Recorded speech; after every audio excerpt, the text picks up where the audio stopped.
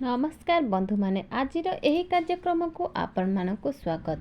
आजिर एही कार्यक्रमटी मेष राशि व्यक्ति विशेष मानक पई बहुत गुरुत्वपूर्ण अटे, बहुत ही खास अटे। कारण एही विश्वकर्मा पूजा ठारू आपणक जीवन रे किछि बड़ परिवर्तन हबाकु जाउछि। कारण ग्रह नक्षत्र मानक चलन रे बहुत बड़ परिवर्तन हबाकु जाउछि, जहा फल रे आपणक जीवन रे चलीथिबा समस्त दुख कष्ट एवं समस्यार अंत हबाकु जाउछि।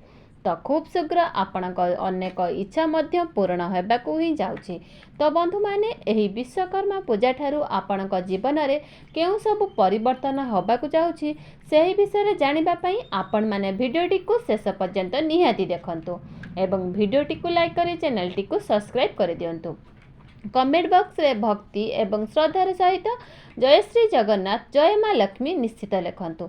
तो बंधु माने आसंतु आरंभ करिबा आजिर एही कार्यक्रम को, जहा आपणक जन्म राशि एवं चंद्र राशि उपरे आधारित अटे। तेबे राशि चक्रर 12 गोटी राशिक मध्यरु प्रथम राशि होची मेष राशि एवं मेष राशि राशि अधिपति होउछंती मंगल। तो बंधु माने मंगल आपणकर षष्ठ भाव में गोचर करुछंती, किंतु मंगल ए विश्वकर्मा पूजा ठारू आपणकर सप्तम भाव को ही चलन करिवे। तो बंधु माने मंगल आपणकर षष्ठ भाव में चलन करिथिबा कारणरू आपणकर स्वास्थ्य जनित समस्या भी देखा देउथिला। कारण षष्ठ भाव में कुंडली को भल बोली तो मना जाई न थाए। तो षष्ठ भावटी होता है रोग ऋण एवं शत्रुर भाव। तो जेतेबेले भी राशिर अधिपति षष्ठ भाव में गोचर करिथांती, तो अष्टम एवं द्वादश भाव में गोचर करिथांती, तो सेतेबेले इम्यूनिटी सिस्टम टिके डाउन हो जाय थाए, स्वास्थ्य रे टिके समस्या एवं किछि देखा देई थाए। एही विश्वकर्मा पूजा ठारू मंगल आपणकर सप्तम भाव को ही गोचर करिवे।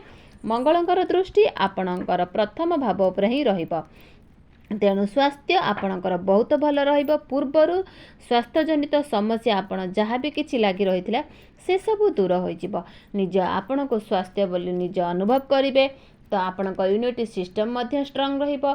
तो मंगल जेहेतु अग्नितत्व ग्रह अटंती, तो मंगल कर दृष्टि आपणकर प्रथम भाव उपरे रहिबो, तेणु आपणक मध्य रे आग्रसन देखा देई पारे। तो आपण भितर क्रोध भी देखा दे पारे। तो ये सब आपण को टिके कंट्रोल करबा अछि, नचेत आपणकर स्वास्थ्य बहुत भल रहिबो। तो बंधु माने एबे आसंतु जानि नेबा आपणकर शिक्षा क्षेत्र किपरि रहिबो। तो ये विश्वकर्मा पूजा रे पंचम भावटी होइथाय आपणकर शिक्षार भाव एवं आपणकर पंचम भाव रे अधिपति होउछंती सूर्य। एही विश्वकर्मा पूजा ठारू सूर्य आपणकर षष्ठ भाव उपरे गोचर करिवे। तो आपणकर पूर्वर ही मु कहि सारिछि, तो षष्ठ भावटी को कुंडली रे भल बोली मना जाय न थाए। तो सूर्य को सहित बुद्धिर कारक ग्रह बुध मध्य आपणकर षष्ठ भाव को ही गोचर करिवे। तो एही विश्वकर्मा पर ठारू आपणकर शिक्षा क्षेत्र सेतटा भल रहइबो नाही। तो आपण को निज शिक्षा क्षेत्र रे टिके अधिका परिश्रम करबा को ही पड़िबो, टिके अधिका स्ट्रगल करबा को ही पड़िबो। तापरे निज को ही प्रोस करंतु। तो निज पाठ पढ़ा रे आपण चेष्टा करंतु। तो सूर्यंकर स्थिति जेहेतु सेतटा भल रहू नाही, तो आपण को ही अधिक परिश्रम करबा को ही पड़िबो। तो एबे आसंतु जानिबा आपणकर प्रेम जीवन किपरि रहिबो एही विश्वकर्मा पूजा ठारू। तो बंधु माने कुंडलीर पंचम भावटी आपणकर शिक्षार भाव हवा सहित आपणकर पंचम भावर होइथाय आपणकर प्रेम जीवनर भाव।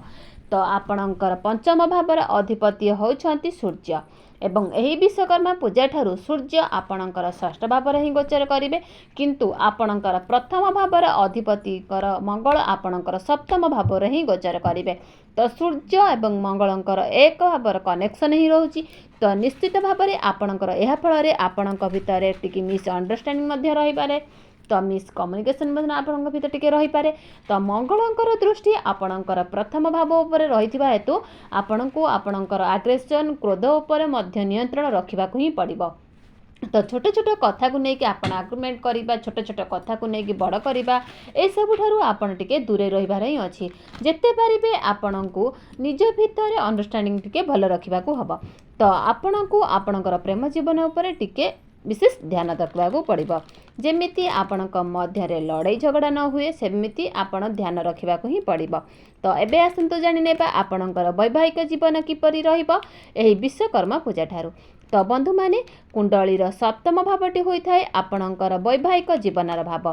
तो आपणक जीवन साथीर भाव। तो आपणक सप्तम भावर अधिपति होउछन्ति शुक्र। एही विश्वकर्मा पूजा ठारू शुक्र आपणकर पंचम भाव पर ही गोचर करिवे। तो शुक्र जेतेबेले आपणकर पंचम भाव गोचर करिवे तो शुक्रंकर दृष्टि आपणकर लाभ स्थान पर ही रहिबो।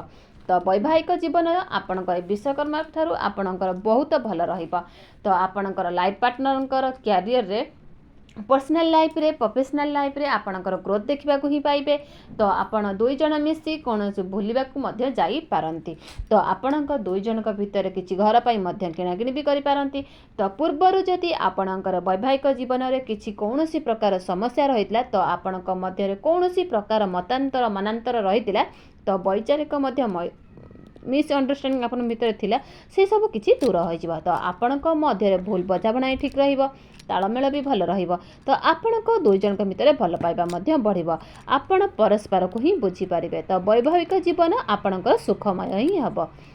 किंतु एठार मध्य आपणको आपणकर क्रोध एवं आग्रसन उपरे कंट्रोल करबा को ही पड़िबो। कारण मंगलंकर दृष्टि आपणकर प्रथम भाव उपर ही रहुअछि। तो सब किछि ठीक चलीथिले मध्य हठात करी आपणक मध्य आग्रसन ही देखा देई पारे। तो सेथिप्रति आपण सतर्कता रहिबा को ही पड़िबो। तो एबे आसंतु जानि नेबा एही विश्वकर्मा पूजा ठारू आपणकर भाग्य आपणको केते मात्रा रे साथ देबो। तो बंधु माने कुंडलीर नवम भावटी होउछि आपणकर भाग्यर भाव। तबे दर्शक बंधु रहिले जय जगन्नाथ।